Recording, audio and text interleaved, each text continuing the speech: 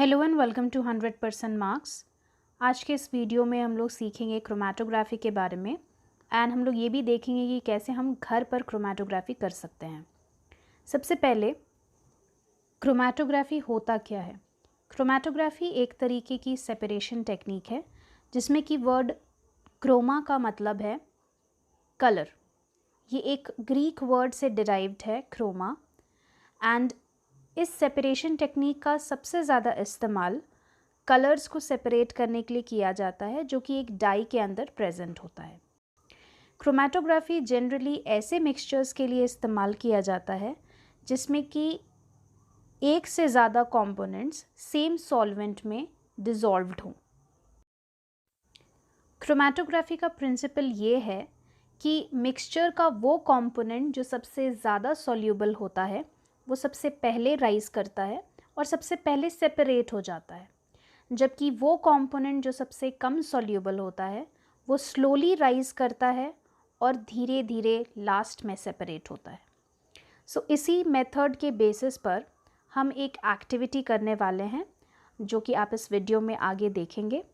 और इस एक्टिविटी को करने के लिए आपको बहुत सारे मटेरियल्स की ज़रूरत नहीं है।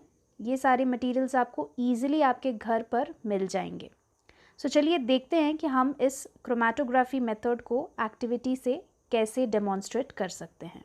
क्रोमेटोग्राफी डेमोन्स्ट्रेट करने के लिए हमें कुछ चीज़ों की ज़रूरत पड़ेगी जो कि ईजिली आपको अपने घर पे मिल जाएगा। इसके लिए हमें चाहिए इस तरीके के दो खाली मोबाइल बॉक्सेस, हमें चाहिए कैंची,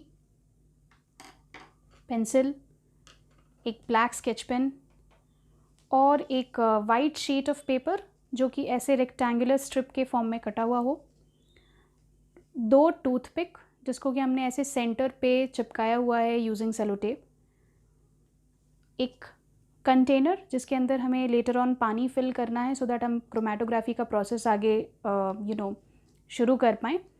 तो आप प्लास्टिक कंटेनर के जगह कोई नॉर्मल स्टील कंटेनर भी यूज़ कर सकते हैं। एंड लास्टली हमें सेलो टेप चाहिए। ओके, इन सारी चीज़ों की मदद से हम क्रोमेटोग्राफी कर पाएंगे। क्रोमेटोग्राफी का फर्स्ट स्टेप ये है कि आप ये मेक श्योर कर लें कि आपका जो ये शीट ऑफ पेपर है वो आपके इन बॉक्सेस के लेंथ के आसपास है या नहीं। सो आप देख सकते हैं कि ये मैंने थोड़ा सा बड़ा ये पेपर लिया है क्योंकि मुझे इसे टूथपिक पर चिपकाना है, तो इसलिए मैंने थोड़ा एक्स्ट्रा मार्जिन रखा है।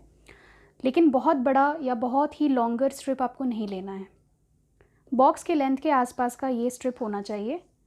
उसके बाद इस स्ट्रिप के बॉटम से आपको एटलीस्ट 2 या 3 सेंटीमीटर ऊपर एक लाइन ड्रॉ करनी है यूजिंग पेंसिल। सपोज़ मैंने यहाँ पर लाइन ड्रॉ कर दिया, एक स्ट्रेट हॉरिजॉन्टल, आप स्केल का भी मदद ले सकते हैं, एक स्ट्रेट हॉरिजॉन्टल लाइन ड्रॉ कर लेना है। उसके बाद इस लाइन का जो सेंटर होगा, एक ब्लैक स्केच पेन की मदद से आपको उस सेंटर पर एक छोटा सा डॉट बनाना है। So let us draw the dot like this.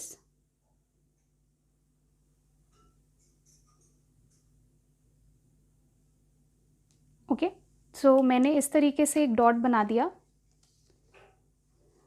अब जो ये पेपर हमारा बन चुका है, इस पेपर को हम इस टूथपिक के सेंटर पर चिपकाएंगे।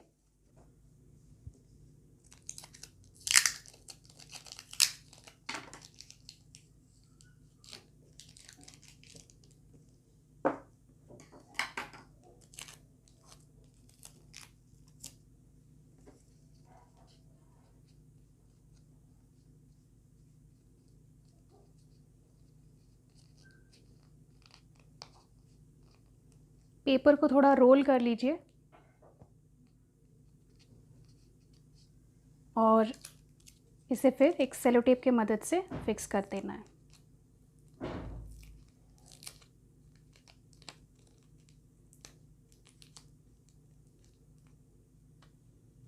ऐसा करने पर आपका ये जो स्ट्रिप है इस टूथपिक पर अच्छे से फिक्स हो जाएगा।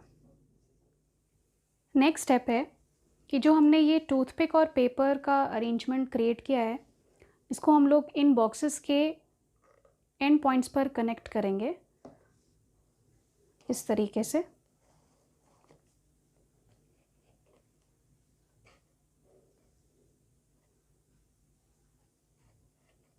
और इस कंटेनर में हमें थोड़ा सा पानी लेना है और इस कंटेनर को हम यहाँ इस पेपर के नीचे प्लेस करेंगे।